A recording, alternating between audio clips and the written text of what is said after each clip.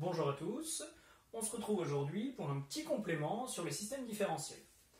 Alors, on a déjà résolu ce système différentiel dans une vidéo précédente, où A est la matrice associée à ce système. On va voir qu'il existait en fait une autre méthode pour résoudre ce système. Et on va comparer les deux méthodes. Je vous rappelle que les valeurs propres de A sont 2 et 4, qui est une valeur propre ici double.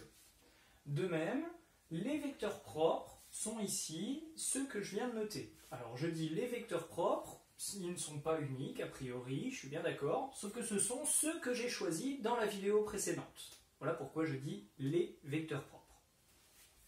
Première méthode, en utilisant l'exponentielle de t fois cette matrice-là, alors on est capable de montrer que y de t, je vous rappelle que y de t c'est le vecteur composé de x, y et z, alors ce vecteur est égal à l'exponentielle de t fois a fois un vecteur quelconque, alpha, bêta, gamma. Alpha, bêta, gamma représentant bien évidemment trois constantes réelles.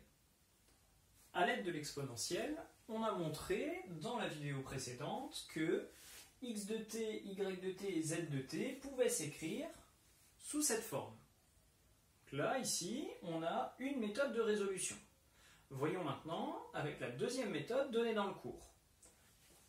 Avec la formule du cours, rappelons que A est diagonalisable, donc y de t peut s'écrire également sous cette forme.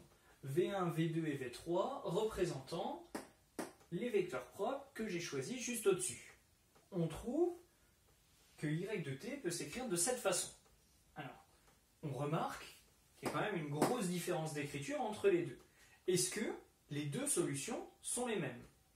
Première chose à rappeler, ici, on a en fait déterminé l'ensemble des solutions. Donc je vous rappelle, A, B et C sont des constantes qui parcourent grand R. De même ici pour alpha, bêta et gamma. On a deux ensembles de solutions.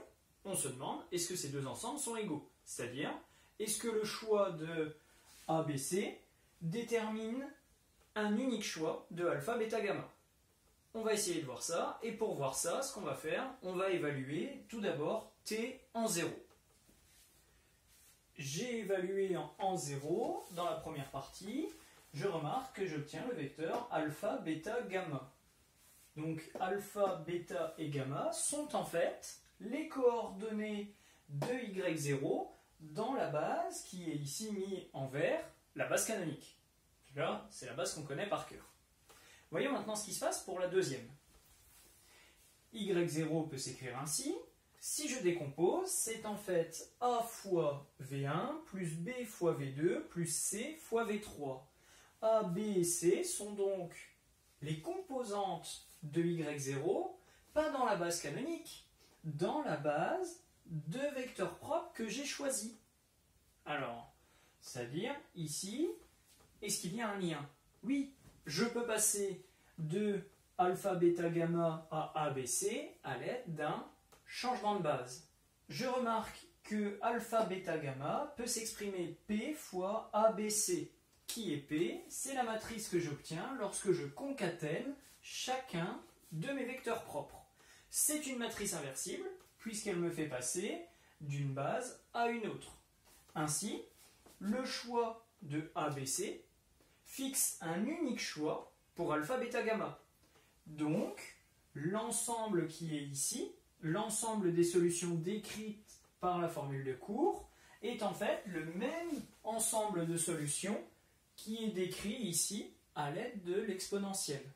Même si a priori on n'a pas l'impression que ce sont les mêmes ensembles, c'est en effet les mêmes ensembles. Ça peut paraître assez logique en fait. Mes vecteurs propres, j'ai choisi de les prendre comme ça. Si à la place de V1, j'avais choisi 2, 2, 2, c'est-à-dire 2 fois V1, j'aurais obtenu une autre formule ici, puisque à la place de V1, j'aurais obtenu 2 fois V1. Il y aurait des 2 qui seraient apparus ici. J'aurais quand même suivi exactement la formule du cours.